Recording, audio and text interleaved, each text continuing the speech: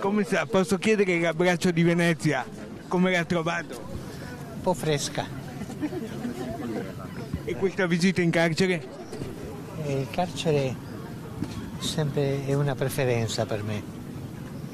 Sa che tutta Venezia prega per lei? Benissimo. Tu sai che quando io entro in un carcere, tu sai cosa dico? No.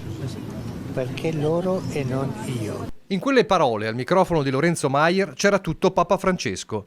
Il suo essere fuori dagli schemi, capace di infrangere il protocollo, di stare accanto alle persone, di fermarsi a chiacchierare, che gli interlocutori fossero personalità pubbliche, giornalisti o gente comune. E quel sorriso, quelle battute, soprattutto davanti ai giovani. Sta diventando un po' lunga questa, no? Vi siete annoiati? Ah, siete educati, va bene.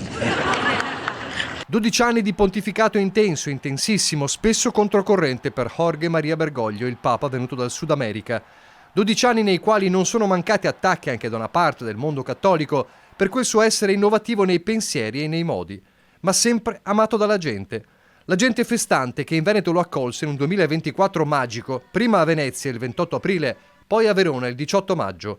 In entrambi i casi fondamentali prima di tutto le visite nei luoghi del dolore, le carceri. Il momento toccante alla Giudecca. Non dimentichiamo che tutti abbiamo errori dai quali farci perdonare e ferite da curare, io anche.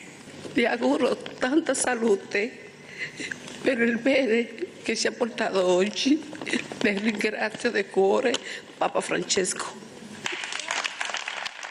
E quello altrettanto sentito tra i detenuti del carcere di Montorio Veronese, di fronte alle canzoni cantate da chi vive ogni giorno dentro una cella.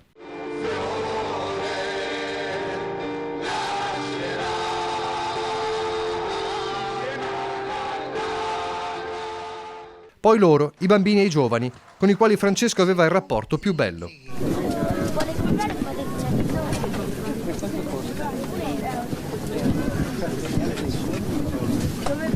Ci siamo preparati, abbiamo preparato questi libretti scritti a mano e ne abbiamo preparato uno bellissimo per vendere al Papa. E cosa c'è scritto? Libretto dei vostri sogni. E qual è un sogno?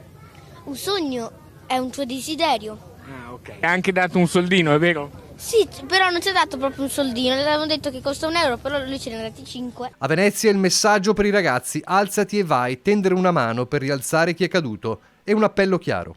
Lascia il cellulare e incontra le persone. Il cellulare è molto utile per comunicarsi, è utile, ma state attenti quando il cellulare ti impedisce di incontrare le persone. A Verona invece l'incontro con i bimbi a San Zeno. Sentite una cosa, non avere paura di andare controcorrente se voi volete fare una cosa buona. Avete capito? E dobbiamo avere paura di andare controcorrente? Ah, siete bravi, eh? Grazie cari, grazie. I grandi temi del mondo sempre nella sua agenda. Il pontefice che fece dell'ambiente il centro focale di un'enciclica, la Laudato Si.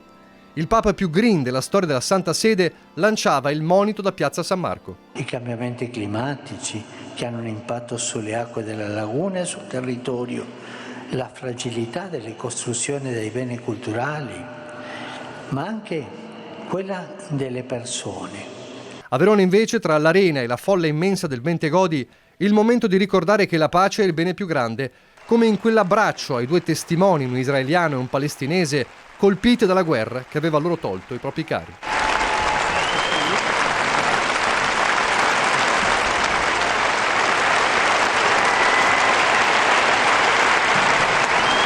Migliaia di persone, momenti di commozione collettiva, ma Francesco poteva essere anche il Papa della sorpresa che non ti aspetti e lontano dai riflettori. Più di una telefonata, anche in Veneto, direttamente dalla Santa Sede, a protagonisti di storie che aveva appreso sui giornali o in televisione, come quella al cappellano dell'ospedale Covid di Schiavonia, Don Marco Galante. Un Papa di tutti e con tutti, come ricordavano i ragazzi di Venezia e di Verona, in quelle giornate impossibili da dimenticare.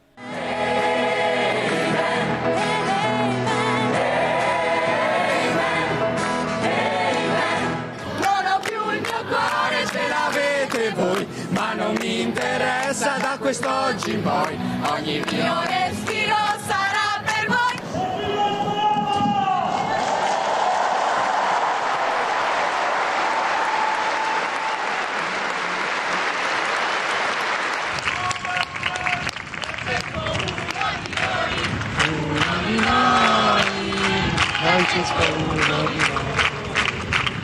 Vi benedica Dio Onnipotente, Padre, il Figlio, lo Spirito Santo.